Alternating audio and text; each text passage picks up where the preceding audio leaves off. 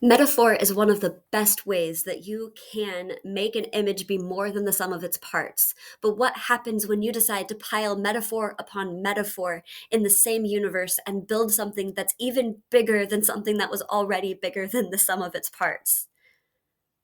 Probably you end up getting called some kind of genius. The way that Taylor Swift was with some of the images that she uses in the Tortured Poets department. Although the album came out with some mixed feedback in its first couple of weeks of existing, and there are some valid critiques of the album Tortured Poets, including some I have myself when it comes to its need to be edited, the way that she builds metaphor in Tortured Poets department is masterful. I want to talk about three ways that Taylor Swift uses metaphor in Tortured Poets Department to create this body of work that feels mostly cohesive and also builds so many layers of meaning into simple word choices that otherwise might not matter as much. These three ways are use of driving metaphor in a single song, thematic repetition throughout an album, and metaphorical through lines for individual characters. Let's start with a single track metaphor. Now, in its simplest terms, what I mean when I'm talking about this driving image is a song in which the main theme informs all of the imagery used throughout it. We talked about this in my last video on metaphor, which I will link here, with High Infidelity and Getaway Car, which each also use a single track metaphor. But it goes even deeper on Tortured Poets Department. And I want to look at Down Bad in particular. Taylor uses the imagery of an alien abduction to refer to a short romantic relationship. The whole song is informed by this metaphor. And this is true from the language all the way up to the production. It's like she talked to Jack Antonoff and was like, this song is about aliens. And he's like, I've got you. But language wise, that's what really matters, especially if we're going to apply this in other mediums. We start with, did you really beam me up in a cloud of sparkling dust? Newer songwriters will often just leave a metaphor in the line where it shows up. They'll either move on to the other imagery or they will explain the metaphor, which actually ends up diminishing its meaning. But Taylor doesn't. This beam me up message informs everything for the rest of the song. She ends up talking about a hostile takeover and encounters closer and closer in the bridge. She's left in a field naked and alone. She's being chosen to do experiments on, experiencing cosmic love before she leaves us in her unchanged hometown with the very mundane and therefore effective in juxtaposition imagery of crying at the gym. Now, I'm calling this a single track metaphor because this imagery doesn't occur anywhere else in the other 30 tracks of the album.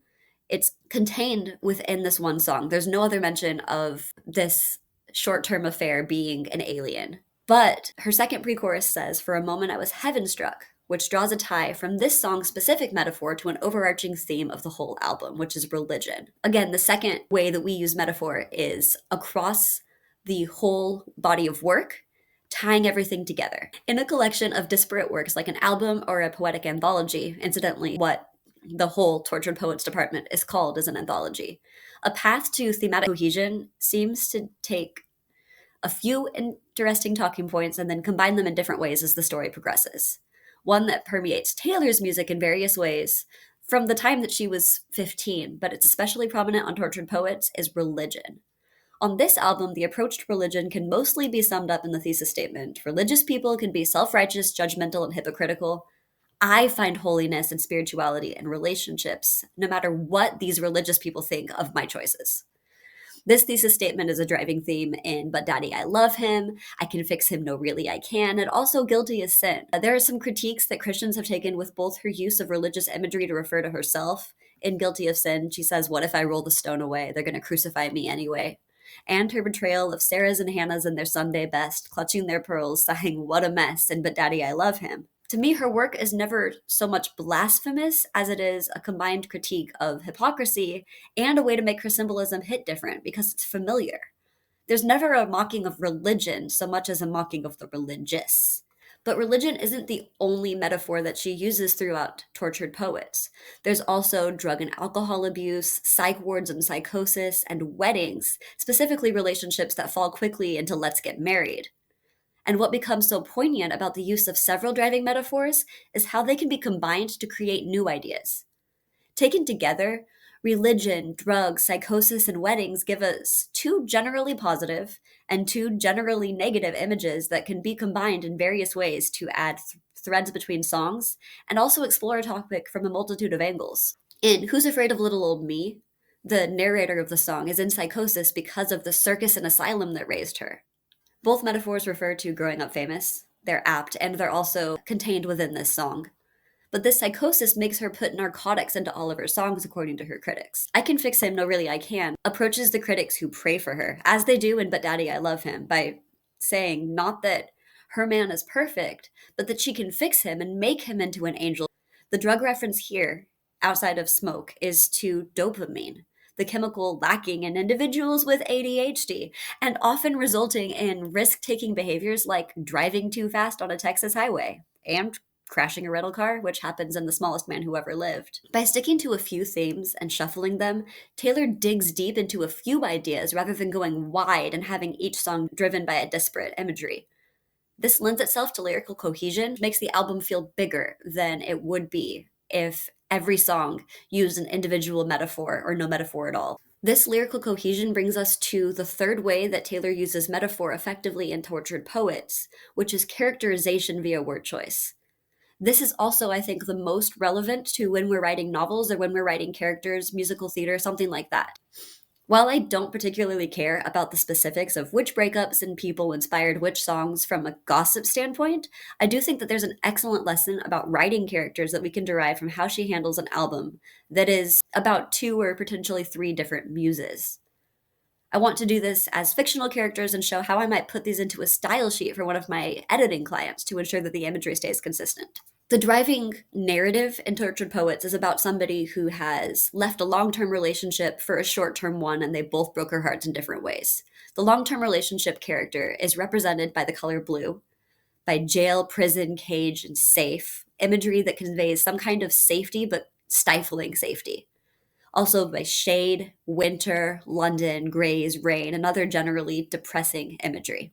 I also find this imagery shows up all the way starting in Reputation, moving from he can be my jailer to fresh out the slammer, ends up being so satisfying for the listener if they follow all of Taylor's stories from, the past 8 years when Reputation came out.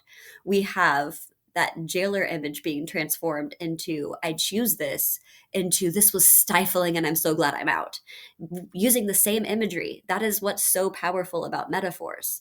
Anyway, character 2, this is the fling relationship, and this character is represented by drugs, a relationship as a drug, referring to a suit and tie, including calling it a Jehovah's Witness suit, and then tying it into religious experience, which comes up a lot in other ways too. Danger, juxtaposition of danger with innocence, like an angel and a golden retriever. And then childish imagery, swings, invisible and fake wedding rings, playing pretend, toys, Peter Pan. And then cars, especially cars that were driven too fast. So these two characters are painted so differently from one another that we feel the contrast, the safe blue cage and the childish but addictive love with someone dangerous. It helps us immediately latch on not only to the imagery from a particular song, but the whole album as we learn more about these characters. To recap, Taylor uses metaphor in 3 really effective ways on Tortured Poets Department. She does specific imagery that's limited to a song, overarching imagery that changes with time and changes as it shows up in different combinations, and finally in how she talks about characters.